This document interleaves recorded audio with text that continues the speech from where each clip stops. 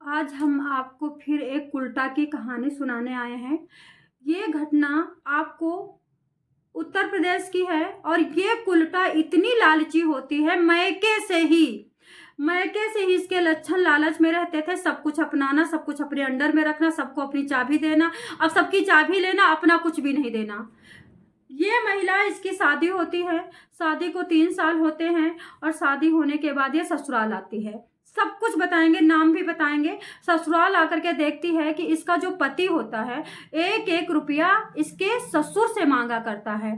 और जो ससुर होता है बड़ा धाकड़ होता है, बड़ा पैसे वाला होता है, बड़ा रसूखदार होता है, बड़ा दानी होता है। लेकिन जब इसका पति पैसे मांगना जाता है तो ससुर वहां पे मना कर देता है और डांट देता है। ऐसे सब कुछ देख देख के अब तो ये महिला समझ चुकी थी कि हमारे पति की कोई बात मतलब इस ससुराल में चलने वाली।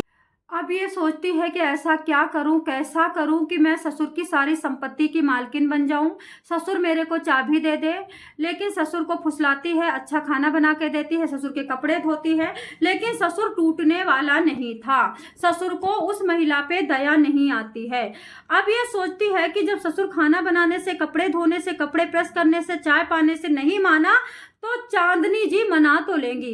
एक्चुअली इस मैडम का नाम चांदनी होता है। चांदनी तो पक्का मना लेंगी। अब चांदनी जी क्या करती हैं, ससुर को खाना बना करके बोलती हैं कि पापा सब्जी कैसी लगी, और खाना बना करके सबसे ताज़ा ससुर को पहले देती हैं। तो पापा कहते हैं कि बहुत अच्छी सब्जी है। फिर भी पापा समझते नहीं है कि चांदनी चाहती क्या है। एक दिन ससुर को खीर बना के देती है और कहती है, खड़ी होकर के कहती है, पापा जी हमें भी सेवा का मौका दो, और मुस्करा के आंख में आंख डाल करके। अब ससुर को बच्चा तो था नहीं। ससुर का नाम उदय सिंह होता है और उनकी उम्र होती है 54 साल, और वो हंस करके कहते हैं जरूर दूंगा। अब ससुर को समझ में आ गया था कि चांदनी मेरी तेल मालिश क्यों करती है, चांदनी मेरे कपड़े क्यों धोती है, चांदनी सबसे ज्यादा, पति से ज्यादा मेरी केयर क्यों करती है, क्योंकि चांदनी का दिल ससुर पे आ गया था। लेकिन बात वो नहीं थी। लालची औरत, कुलटा औरत पूरे घर की मालकिन बनना चाहती थी, और आजकल भी ऐसा हो रहा है मोस्टली लोगों में। अब क्या होता है, ससुर कहता है मौका देंगे और हम आज ही मौका देंगे। 10 बज जाता है। ससुर का जो बेटा होता है यानी चांदनी का पति, उसका नाम भीम होता है। छोटा जो देवर उसका विकास होता है। विकास 12 क्लास में पढ़ता है और उसके बाद विकास स्कूल चला जाता है। और उदय सिंह ससुर का नाम होता है।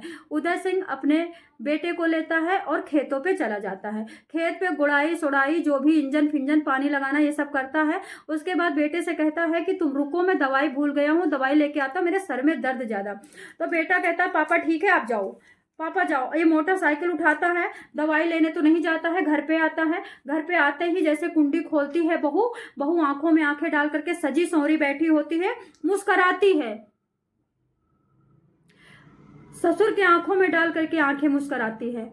ससुर समझ जाता है कि पूरी तरह से मेरे ऊपर मेहरबान है। दोनों बेड में जाते हैं। बेड में जाकर के अपनी तरफ से चांदनी सब कुछ करती है और उनकी जिंदगी को भ्रष्ट कर देती है, ससुर की जिंदगी को बर्बाद कर देती है, दागदार कर देती है। यहाँ पे किसकी गलती, ससुर की भी गलती है। उसके बाद इनका जब भी मन करता है ये इसी तरह से धौंस जमा करके अपने ससुर को बुला लेती थी और पति खेतों में लगा रहता था। एक दिन क्या होता है, विकास 11 बजे आ जाता है स्कूल से, क्योंकि विकास की तबीयत ज्यादा खराब थी। थोड़ा सा मौसम में जुकाम था। वो घर की कुंडी खुसकटाता है, कोई खोलता ही नहीं है। जब थोड़ी देर बाद 10 मिनट के बाद दरवाजा खुलता है तो चांदनी के कपड़े बाल अस्त व्यस्त थे और उनके वहीं पे मतलब मुंह धो रहे थे पापा। सब कुछ समझ जाता है। विकास छोटा नहीं था, 12वीं में पढ़ता था और 18-19 साल का लड़का था। अब पापा तुरंत की तुरंत बाइक उठाते हैं, खेतों पे चले जाते हैं। अब विकास भाभी के पीछे पड़ जाता है कि भैया से बता दूंगा। तो भाभी कहती है बहते गंगा में हाथ धो, ज्यादा चालाक मत बन, समझ गए। और मैंने कुछ नहीं किया, पापा ने मेरे साथ जबरदस्ती की। तो विकास कहता जब पापा ने जबरदस्ती की तो भैया से बताओ। तो बोलती नहीं नहीं नहीं, घर की बात घर में रहने दो, घर में तहस नहस हो जाएगा, तुम्हारे भैया कुछ कर लेंगे अपने जान को, तुम्हारे भैया बहुत ज्यादा गुस्सैल हैं। उसके बाद अब विकास का जब मन करता है विकास यही काम कर देता है, जब ससुर का कम मन करता है ससुर यही काम कर देता है। शॉर्टकट में सुनाती हूँ। उसके बाद क्या होता है, बात आई गई हो जाती है। और एक एक दिन फिर क्या होता है कि ससुर दोपहर में आता है तो विकास वहाँ से स्कूल से आ करके अपनी भाभी के ऊपर अपना कुकर्म कर रहा होता है, मुंह काला कर रहा होता है, अपने भाई को धोखा दे रहा होता है। ये कुंडी बड़ी देर में खुलती है। जब कुंडी खुलती है तो पूरी तरह से उदय सिंह ससुर, विकास का पापा, एकदम बिल्कुल आग बबूला हो जाता है, खींच के थप्पड़ मारता है। तो विकास हाथ पकड़ लेता है, कहता पापा जी सब कुछ पता है, सब कुछ मैंने अपनी आंखों से देखा है। अगर आपने मेरे को हाथ मारने की भी कोशिश की तो ये पूरा गांव जानेगा बात। अब तो भैया उदय सिंह के पैरों के नीचे से जमीन तक खिसक जाती है। उदय सिंह उल्टे पांव जाता है, उल्टे पांव जा करके वहां पे बेटे से बताता है कि भाई तुम्हारा तो भाई बिगड़ गया है। आज मैं देख के आया तुम्हारी बीवी के साथ कुकर्म कर रहा था, गंदा काम कर रहा था कुंडी बंद करके। और जब मैंने डांटने की कोशिश की तो उसने मेरे को थप्पड़ मारा, मेरे को गाली दिया। मतलब इसको इतनी चस्का लगी थी बीवी, मतलब उदय सिंह को इतना चस्का लगा था, इतना चस्का लगा था अपनी बहू का, इतना बहू को लगा था कि ये बीवी है हमारी, जिंदगी मेरे साथ कटेगी। इसे लगा था कि इसके साथ कुकर्म करता रहूंगा, कोई रोकेगा टोकेगा नहीं। विकास जो इनका अपना बेटा था उनके लिए चाल चलता है। क्या करता है, एक दिन जैसे ही पकड़ लेता है, जैसे ही थप्पड़ मारता है, जैसे ही विकास उल्टे जुबान लड़ाता है, वैसे जाता है खेत पे और अपने बेटे भीम को बताता है कि भाई तुम्हारी पत्नी तो बिगड़ गई, बहक गई, तुम्हारी पत्नी तो चौखट का नाश कर दिया। ये सुनते ही तुरंत के तुरंत भीम सिंह आग बबूला हो जाता है और घर पे आता है, विकास से पूछता है, विकास को खींच के मारता है, थप्पड़ मारता है। उसके बाद विकास सारी बात बताता है कि हमें क्या मार रहे हो तुम, अपने बाप को देखो, तुम्हारे बाप ने तुम्हारे साथ क्या धोखाधड़ी की। ये बात सुनते ही वो बिल्कुल पूरी तरह से एकदम शॉक्ड हो जाता है, बेहोशी की हालत में हो जाता है, जाके अपने कमरे में लेट जाता है, ना बाप से बोलता है ना बीबी से बोलता है। और चांदनी नाम की बीबी थर थर थर थर कांप रही थी। अब भंडा फोड़ हो गया था ना, चाबी मिली नहीं थी। अच्छा हाँ, इसी बीच जब पहले दिन ये अपने ससुर के साथ संबंध बनाती है, उसी दिन सारे घर के जो जेवर थे, उदय सिंह की बीबी के जो जेवर थे, जो कि 3-4 साल पहले बीबी मर गई थी, वो जेवरात दे देते हैं अपनी बहू को। बहू बड़ी खुश होती है, लालची औरत ऐसे ही खुश होती है, अपने चेहरे को और अपने हुस्न का नजाकत दिखा करके पैसा लूटती है और नरक में जाती है और कई जन्म तक कीड़े मकोड़े बन करके बिल्ली बनती है, रो नरक में वास करती है। यमराज के यहाँ पे इन जैसी औरतों के लिए कोई जगह नहीं है, जो अपने ससुर को, ये काली नागिन बनती हैं। और नागिन क्या करती है, अपने अंडे खा जाती है, अपने बच्चों को भी खा जाती है। आगे समझ में। इसी तरह से बिच्छू क्या करती है, दो जीव सबसे घटिया होते हैं, वो भी अपने, जो बिच्छू पूंछ पे चढ़ जाता है वो बच जाता है, बाकी बच्चों को खा जाती है बिच्छू भी। इस तरह की बहुएं अपने ससुर को खा रही थी, अपने पति में पेट नहीं भर रहा था। लालच क्या था, चाबी। लालच क्या था, 20 एकड़ जमीन। लालच क्या था कि घर के जितने अकाउंट है मेरे नाम हो जाए। तो इस तरह से अब क्या करता है, 2 दिन लेटा रहता है, टेंशन में रहता है, फिर हंसता है, बोलता है, ये प्लान बना चुका था बहुत बड़ा, हंसता है, बोलता है, कहता पापा जी मैं खेत पे जा रहा हूँ और आज मैं भी सोचता हूँ कि चांदनी घर में रहते रहते थक जाती है, आज चांदनी को अपना खेत दिखा देते हैं। चांदनी बड़ी खुश कि इतना कुकर्म करके बैठी हो, पति को बुरा ही नहीं लग रहा। अब तो और खुश हो गई चांदनी। चांदनी क्या करती है, सजती है, संवरती है, खेतों पे जाती हैं।